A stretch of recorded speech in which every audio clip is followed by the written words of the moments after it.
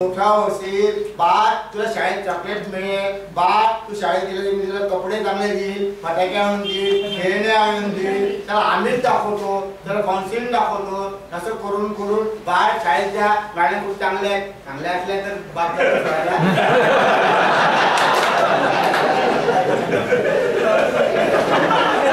सांगू नका चांगलं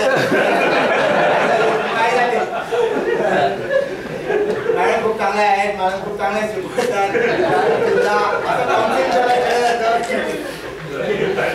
आणि काय होतं, आणि एकदाच जर तो मुलगा शाळेत ढकलला की मग मॅडमचं काम असतं, मॅडम बरोबर सांभाळून घेतात, सर सांभाळून घेतात, शाळेला पण विद्यार्थी पाहिजे, शाळेला पण फी मिळते, त्यांचं पण आपल्याला कंपनी मिळते, ते पण सांगतात, बरोबर आहे की नाही. तर ही क्रिया आपल्याला करायची ऍज एजंट. त्या पार्टीला ऐकत नाही, पण ज्याप्रमाणे मुलाला आपण कन्व्हिन्स करतो त्याप्रमाणे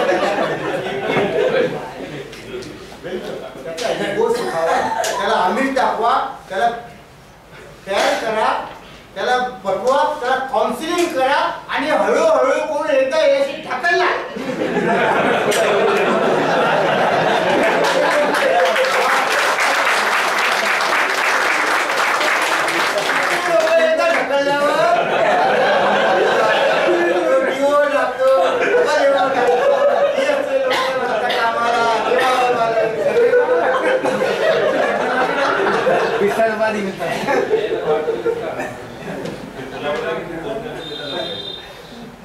एक तुम्हाला साधारण सूत्र सांगतो. तुम्हाला असं वाटत असेल एक मनुष्य पॉलिसी करायला खूप त्रास देतो, बरोबर आहे. ऍव्हरेज ऍव्हरेज कसं काढायचं.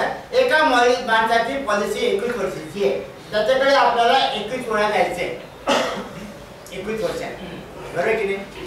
पण काय होतं की आपण पहिल्याच वर्षी त्याच्याकडे 5 वेळा जातो, त्यामुळे आपल्याला 21 वर्ष पुढेला 5 105 वेळा जावं लागणार आहे का. दुसऱ्या वर्षी जायची गरज नाही, दुसऱ्या वर्षी गेला, तिसऱ्या वर्षी गेला, एकदा सरेंडर मिळाले की त्याला आपण माहित पडतं 4थ्या वर्षी जायची गरज नाही पडत, 5 वर्षी जायची गरज नाही पडत, 6 वर्षी जायची. ऍव्हरेज काय तुम्ही किती वेळा जातात सांगू तुम्हाला.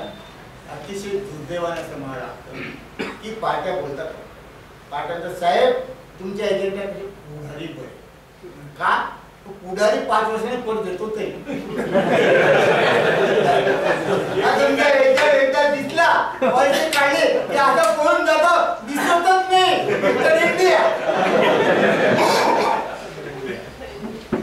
त्याला मी सांगतो पाटीला, याचं कारण तूच आहे, तू त्याला 10 फिरवलं तर तुझ्याकडे कशाला येईल परत, 10 वेळा काय फिरवलं त्याला 3 वेळा फिरवतो तर 7 वेळा तो आला तर तुला भेटायला 10 वेळा येईल तुझ्याकडे. अहो याच्यात इतके पळून येतात पार्टीकडे गेल्यानंतर, जायचं नाही. एका दिवळा आला, एक आल्यानंतर त्याला फोन केला पार्टीला, त्याने पार्टीला फोन केला, पार्टीने त्याला फोन केला, सर चेक, नाही चेक गेला.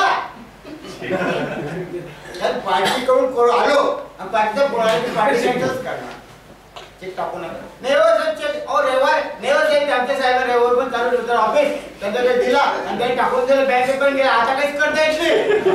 नाही हो तो चेक पाहिजे होता बरं, शक्यच नाही साहेब, गेला. अहो साहेब पण तुम्ही ऐकत, अरे काय ऐकता आता एकदा चेक दिलं होतं का. अहो साहेब तुम्ही ऐकायचं काही काय झालं. अहो त्याचे पण माझी सर आहे.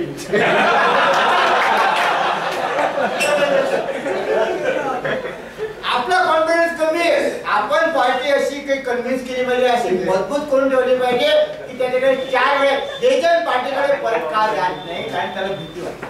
हा पार्टी नाही म्हणत का, पोस्टपॉन केलं का, थांबा असं नाही. तुमचं कन्व्हर्सिंग जबरदस्त बरोबर आहे. हे सगळे तुमचे प्रॉब्लेम्स आहेत, त्याचं सुद्धा तुम्ही ऍव्हरेज करून दाखवू शकता. ऍव्हरेज कसं काय माहिती तुम्हाला. 35 वर्षात जे मिळणार आहे त्याची सरासरी कशी करायची माहितीये का, की 35 मध्ये 17व्या वर्षी 8, 15 आणि 17 हा एक आहे. 25% किती कमिशन मिळते, टक्केवारी मिळते 38%. ऍव्हरेज 38% मिळतं व वेतन सांगू शकतो. तसं ऍव्हरेज तुम्ही काढा. 21 वर्षाची पॉलिसी केली, 21 वर्षात आपल्याला 21 वेळा पार्टीला जायचं आहे. एक वेळा पहिल्यांदा 5 वेळा जावं लागेल, दुसऱ्या वर्षी काही रिन्यू झाला 5 वेळा जाणार नाही आपण. आजकाल ऑनलाईन बी करते असं किती पर्सेंट मिळालं बरोबर. त्यामुळे जा ना, पहिले 10 वेळा जा ना. काही ऐकत नाही असा विषय नाही. ऐकत नाही वेळे तुमच्या. आता मला सांगा, अहो पक्क्या गावून यायचं, 60 लोकांना 2.5 तास ऐकवायचं सोपं काम आहे का?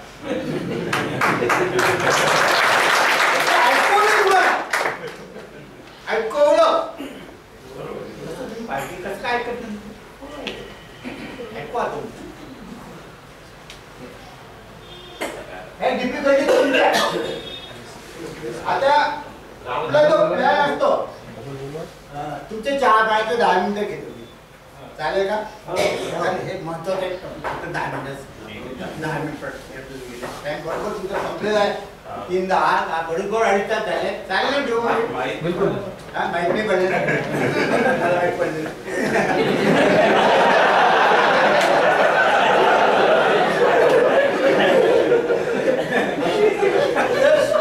प्लॅन म्हणजे काय असतं?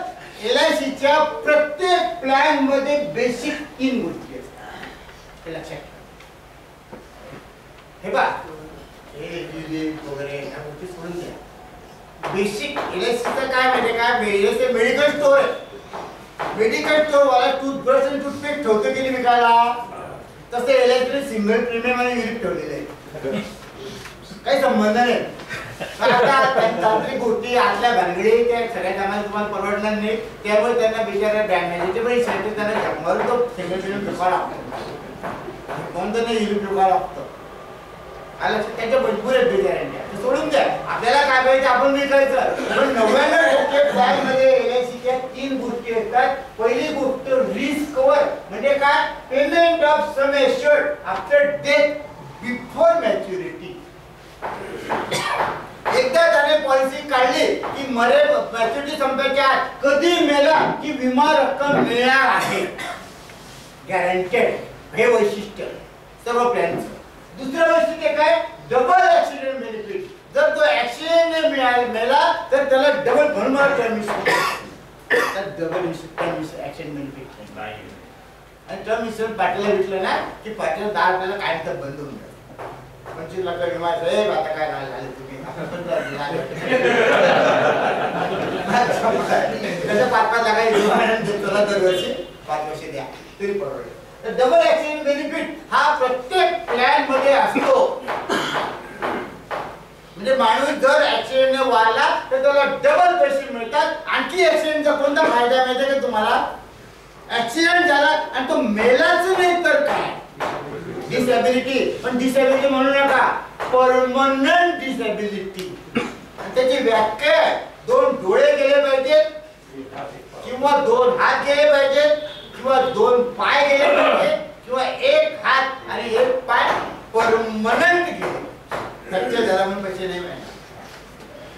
लक्षात. असं झालं तर काय बेनिफिट मिळते कोणी सांगू शकतं?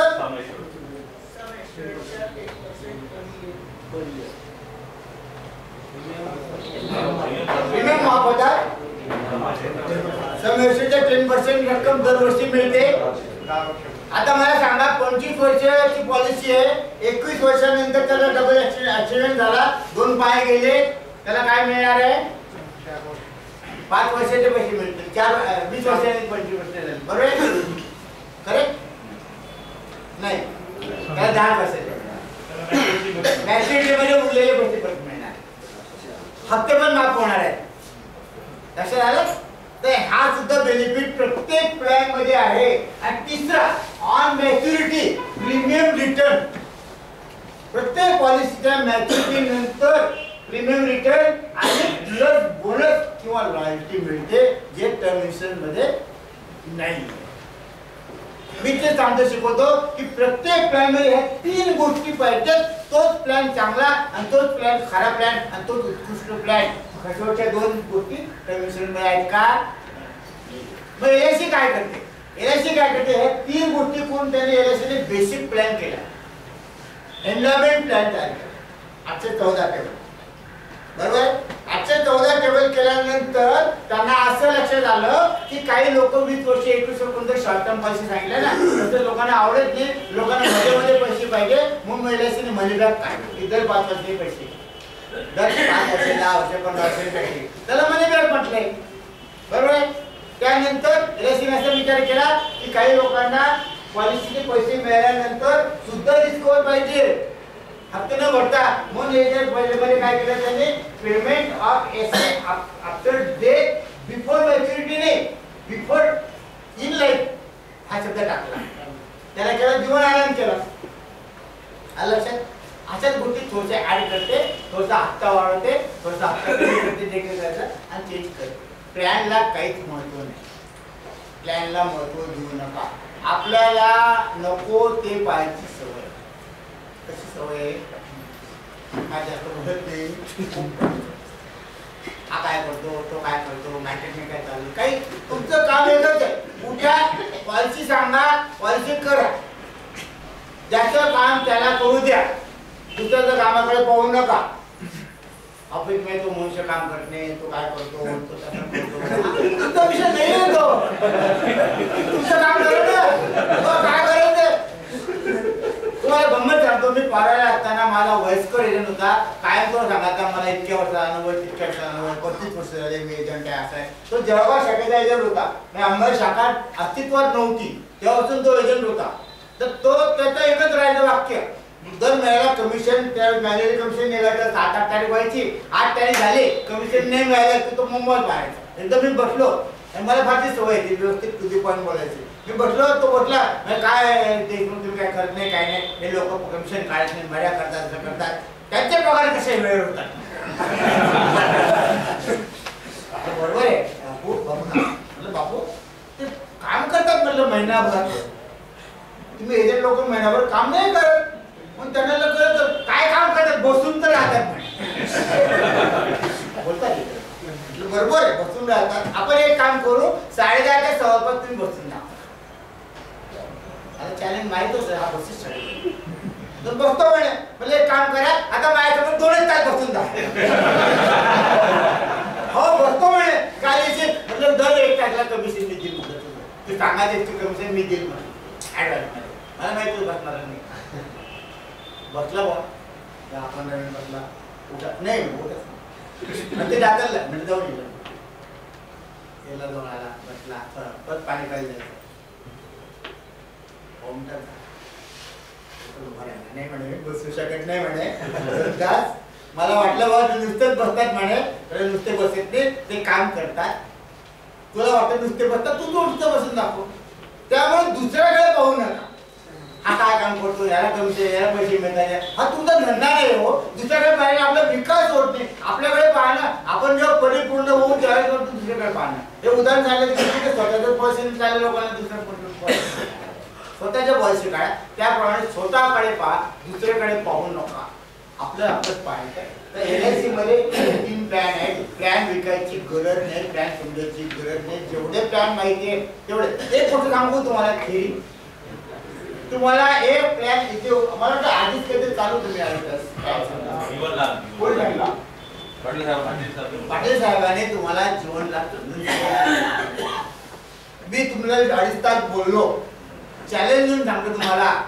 6 महिन्याने 1 वर्षाने येऊन मी असं बोललो तरी तुम्ही टाळ्या वाजवणार का? कारण तुम्ही विसरून जाता. तुमची चूक नाही. प्रत्येक मनुष्य ऐकलेलं संभाषण किती उत्कृष्ट असू द्या, 1 महिन्यात, 2 महिन्यात, 4 महिन्यात, 6 महिन्यात विसरून जातात. पाटील साहेबांनी उत्कृष्ट प्लॅन समजून सांगितला, त्यांच्याबद्दल वाद नाही. त्यांनी प्लॅन तुम्हाला समजून सांगितला, पण हा प्लॅन तुम्ही 1 महिन्यात विसरून जाणार.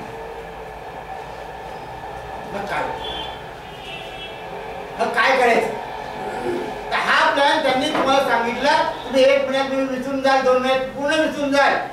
पण जर तुम्ही उद्या प्लॅन हा विकला तर तुम्ही किती दिवस लक्षात ठेवा? एक पॉलिसी विकली, आयुष्यभर लक्षात ठेवा. आयुष्यभर तुम्ही पॉलिसी लक्षात ठेवा. म्हणून प्लॅन समजल्यापेक्षा प्लॅन विका. तुमचा एक गैरसमज दूर करतो मी त्या जीवनची माहिती की तुमच्या मनात असं बसलं असेल की देव माझे गुरु आहेत, ठीक आहे, कबूल आहे. तुमचा महागुरु वेगळा आहे. तुमचा महागुरु पॉलिसी होल्डर आहे. तो तुम्हाला शिकवतो आणि गुरुकडे नेहमी जावं म्हणून दररोज डिओला भेटलं चांगली गोष्ट आहे, पण दररोज पॉलिसी होल्डरला तो तुमचा महागुरु आहे. तो तुम्हाला कान धरून शिकवतो. तो तुम्हाला मेडिकल कशी लागते ते शिकवतो. तो तुम्हाला मेडिकल लागते की नाही हे शिकवतो. डिओ तुम्हाला फळावर सांगतो याला मेडिकल लागते, याला मेडिकल लागत नाही, तुम्ही शिकत नाही. तर पॉलिसी होल्डरकडे जाऊन तुम्ही पॉलिसी केली आणि त्याची पॉलिसी आणली, नॉन मेडिकल आणले आणि डिओ झाली की मेडिकल लागते, मग तुम्हाला तो पार्टी शिकवतो की तुम्हाला मेडिकल लागते. ते तुमच्या बरोबर लक्षात. म्हणून त्या गुरुकडे, महागुरुकडे जास्तीत जास्त जा आणि प्रत्येकाने जास्तीत जास्त बिझनेस करायचा. हे बघा तुम्हाला सांगतो एक महत्वाचं लक्षात ठेवा. माणसाचं इन्कम हीच माणसाची किंमत आहे. गाईचं दूध ही गाईची किंमत आहे. गाय खूप छान दिसते, खूप पांढरी शुभ्र आहे, गेलो तर शेपूट हलते, करते, कमी घाण करते, गेलो दोन की पेमेंट चालते, सगळं खरे आणि दूध देत नाही. चालेल काय? दूध न देणारी काय चालणार नाही, फळा चालणार नाही. प्रचंड प्रमाणात दूध द्या.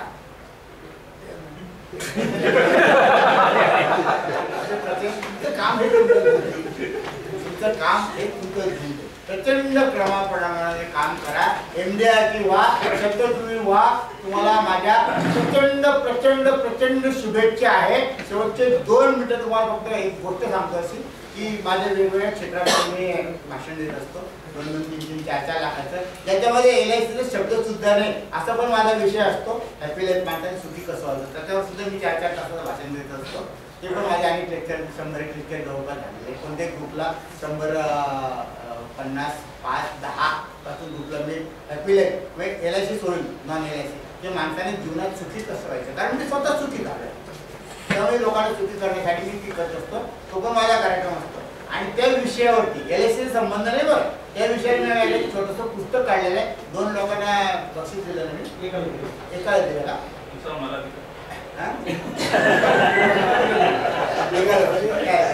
एकाला बक्षीस 2 काढले. तुम्ही कमी पाठात एक नाही, लेडीज जेंट्स नाही, एक बक्षीस मी देतोय. पण ते बक्षीस, तुमचं बक्षीस मी तुमच्या डिओकडे देणार आहे. एक बक्षीस. ते बक्षीस यासाठी अट आहे माझी की उद्या पहिली स्वतःची पॉलिसी डिओकडे अंडररायटरकडे देतो.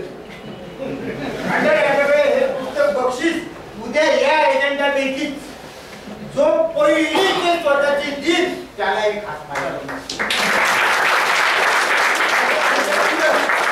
कोणता एजंट स्वतःची पहिली पॉलिसी इन्व्हर्ट करतो त्याला एक बक्षीस. आणि माझी खरी गुणदक्षिणा तीच समजेल मी तुम्हाला. आता हे पुस्तक माझं 120 रुपयाचं आहे. तुम्हाला माहिती रिबेटिंग चालतं मॅक्झिमम रिबेट देतो 50%. 120चं पुस्तक मी तुम्हाला 60 रुपयाला देऊ शकतो. जबरदस्ती नाही, मार्केटिंग नाही. ते कोणी आलं ते प्रोग्राम आमचा प्रोग्राम करा वगैरे 1000 पुस्तक घ्या असे भानगड नाही. प्रेमाने तुम्हाला वाटलं माझं भाषण आवडलं असेल, माझं लिखाण पाहायचं असेल तर 60 रुपये झेरॉक्सची किंमत आहे. ज्याला घ्यायचं असेल त्याने घेऊ शकतात. हा कार्यक्रम संपल्यानंतर शांतपणे बसून तुम्ही सगळ्यांनी मला बोलवलं, मीटिंग कुलकर्णीने आमच्या डिओ मित्रांनी मला बोलवलं, तुम्ही सगळ्यांनी मला ऐकून घेतलं. आणि स्टाफ माझं बोलणं ऐकून घेतलं. हट्टाने माझी 10 मिनिटं पण मागून घेतले आणि 10 मिनिटं वाढवलं. तुमचा खूप खूप आभारी आहे. पुन्हा कधीही आवाज या.